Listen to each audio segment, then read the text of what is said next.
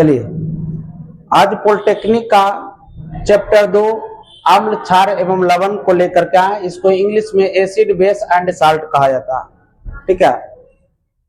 अम्ल, क्षार एवं लवण को जानने से पहले हम पीएच स्केल के बारे में थोड़ी जानकारी ले लेते हैं। पीएच स्केल का जानकारी लेना जरूरी है। पीएच स्केल ये है पीएच स्केल। इसमें 0 से लेकर के 14 तक दर्शाया जाता है। जहां पे 7 है जिसका पीएच मान है 0, 1, 2, 3, 4, 5, 6, 7 पीएच मान है। जिसका पीएच मान 7 होता है वो उदासीन होता है। उदासीन कहने का मतलब ना तो खट्टा लगेगा ना तो मीठा लगेगा, वो पंचुच्छुर लगेगा। यानी जैसे पानी, शुद्ध पानी जो जल होता है उसका पीएच मान 7 होता है, उदासीन होता है। 7 से जिसका पीएच मान कम होगा, 7 से पीएच मान कम वो अम्ल कहलाएगा, और 7 से पीएच मान अधिक वो क्षार कहलाएगा। यानी 7 से कमेगा तो अम्ल बढ़ेगा। 7 से 6 आया कुछ खट्टा लगेगा, 5 आया और खट्टा लगेगा, 4 आया और खट्टा लगेगा। यानी जैसी कमते जाएगा अम्ल बढ़ते जाएगा, अम्ल की मात्रा बढ़ते जाएगा, यानी खट्टा ज्यादा लगेगा। इधर जैसी पीएच मान 7 से बढ़ते जाएगा तो क्षार बढ़ते जाएगा। यानी 7 से 8 आया कुछ तीखा लगेगा, 9 आया और तीखा लगेगा, 10 आया और तीखा, यानी कड़वा इधर होते जाएगा। समझ में आया? इतना आप जानकारी रखिए कि 7 से कम वाला को अम्ल कहेंगे, 7 से अधिक वाला को क्षार कहेंगे, 7 के जो बराबर पीएच मान रहेगा उसको उदासीन कहेंगे। उदासीन कहने का मतलब ना तो खट्टा ना तो मीठा, एकदम पंचुच्छुर की तरह। चलिए, पहले हम अम्ल के बारे में जान लेते हैं कि अम्ल क्या है, अम्ल का गुण क्या है। ठीक है। अम्ल को इंग्लिश में एसिड कहते हैं। अम्ल जल में जब घुलता है तो हाइड्रोजन आयन प्रदान करता है। जल में घुलकर, अम्ल जल में घुलकर कौन आयन उत्पन्न करता है? Hydrogen ion H+, hydrogen ion H+। Objective में आएगा अम्ल जल में घुलकर क्या प्रदान करता है? Hydrogen ion. ठीक। हाइड्रोजन आयन का अभिक्रिया जब जल से करवाया जाता है, हाइड्रोजन आयन की अभिक्रिया यदि जल से करवाया जाएगा तो क्या बनेगा? हाइड्रोनियम आयन H3O+, H3O+, इसको बोला जाता है हाइड्रोजन हाइड्रोनियम आयन। ठीक है। यानी हाइड्रोजन आयन को किससे अभिक्रिया करवा रहे हैं? जल से। तो क्या प्राप्त होता है? हाइड्रोनियम आयन यानी H3O+। ठीक है। अगर पूछ देगा कि अम्ल का पीएच मान कितना होता, तभी बताएं कि 7 से कम होगा उसे अम्ल कहेंगे। तो पीएच मान कितना होता है? 7 से कम। अम्ल का पीएच मान 7 से कम है। जिसका पीएच मान 7 से कम होगा उस स्वाद में खट्टा लगेगा। स्वाद में कैसा लगेगा? खट्टा। अगर जिसका पीएच मान 7 से अधिक है इसका स्वाद लगेगा कड़वा। कड़वा कहने का मतलब तीखा, तीखा। ठीक है। तो पीएच मान कितना है? 7 से कम है। अगर इसका पूछ दिया जाए कि भैया स्वाद बता दीजिए कि स्वाद कैसा होगा, तो स्वाद कैसा होगा? खट्टा होगा। स्वाद कैसा होगा? खट्टा होगा। जैसे नींबू खाएं, खट्टा है, नींबू में अम्ल पाया जाता है। ठीक है। संतरा अम्ल पाया जाता है। स्रोत यानी बोला जा रहा है कि अम्ल जो है, अम्ल कहां कहां से बन सकता है, अम्ल का उत्पत्ति कहां कहां से हो सकता है। पहला वनस्पति यानी पेड़ पौधों से भी अम्ल की मात्रा आती है। जैसे नींबू में अम्ल होता है, संतरा में अम्ल होता है, जंतु से भी और खनिज से भी। पहले जान लेते हैं कि खनिज से कौन कौन सी अम्ल प्राप्त होता है। खनिज से अम्ल प्राप्त होता है तो क्या परवल होता है या दुर्बल? परवल मतलब अधिक शक्तिशाली, और दुर्बल का मतलब कम शक्तिशाली। तो जितना भी खनिज से अम्ल निकलेगा, जितना भी खनिज से अम्ल प्राप्त होगा, सब अम्ल कौन होगा? परवल यानी शक्तिशाली वाला होगा। एग्जाम्पल में जैसे हाइड्रोक्लोरिक अम्ल HCl, इससे गंध कामल भी कहा जाता है। इसे दूसरा नाम क्या है? गंध कामल। ठीक है। जैसे सल्फ्यूरिक अम्ल H2SO4 नम कामल कहा जाता है।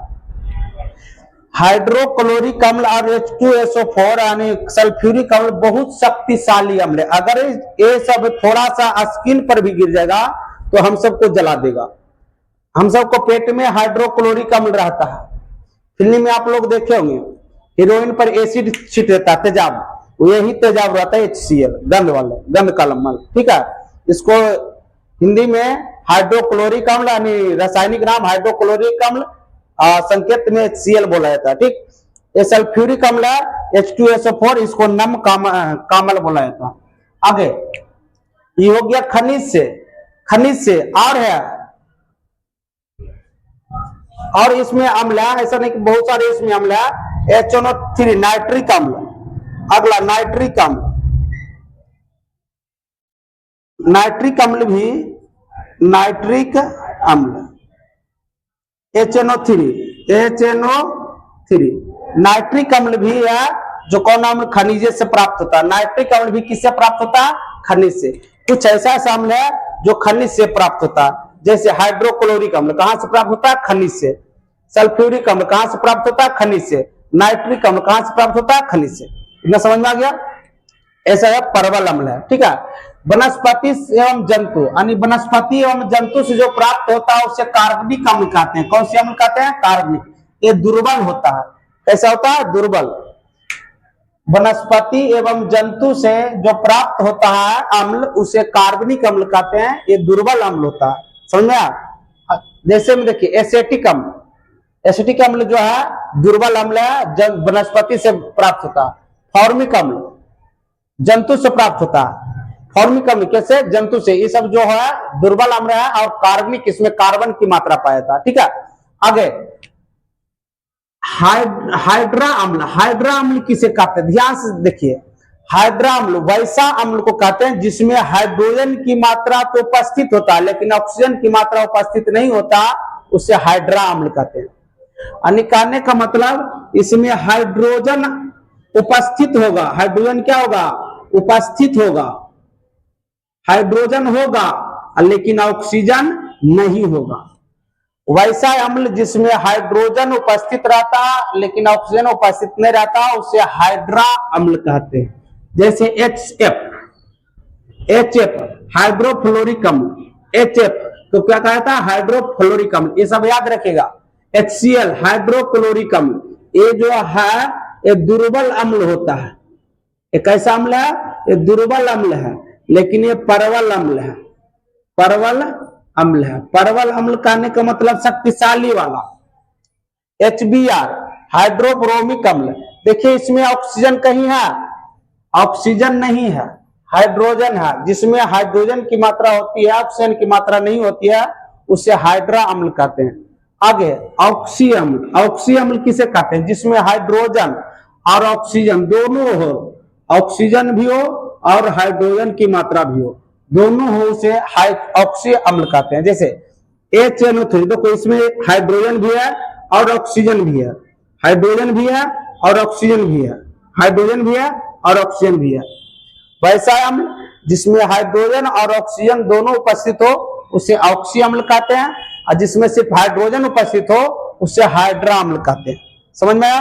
जैसे HNO3 हाइड्रोजन ऑक्सीजन उपस्थित है, इसमें खाली हाइड्रोजन, ऑक्सीजन है, ऑक्सीजन की मात्रा इसमें है, इसमें हाइड्रोजन और ऑक्सीजन दोनों की मात्रा है, उसे ऑक्सी अम्ल कहते हैं। आगे शुद्ध खनिज। जो शुद्ध खनिज से अम्ल बनता है, जो शुद्ध खनिज करने का मतलब केवल और केवल खनिज, उसमें कोई मात्रा और नहीं होना चाहिए। केवल और केवल खनिज से जो अम्ल प्राप्त होता है, अम्ल बनता है, वो अम्ल रंगहीन द्रव होता है। कैसा होता है? रंगहीन द्रव होता आएगा। खनिज, शुद्ध खनिज से जो प्राप्त होता है अम्ल कैसा होता है? रंगहीन द्रव होता है। कार्बनिक अम्ल। कार्बनिक अम्ल मतलब वनस्पति और जंतु से बना हुआ वैसा अम्ल जो वनस्पति और जंतु से निकलता है उसे कार्बनिक अम्ल कहते हैं। यानी कार्बनिक अम्ल कैसा होता है? रंगहीन होता है, रंगहीन द्रव और उजले ठोस होता है। रंगहीन द्रव्य में भी होता है, जिसका रंगहीन का मतलब कोई रंग नहीं होता, और ठोस होता है। ठोस कैसा होता है? उजला हो जाता है। ठीक है, आगे अम्ल जो होता है नीले लिटमस पत्र को लाल कर देता है। अम्ल जो होता है नीले लिटमस पत्र को क्या करता है?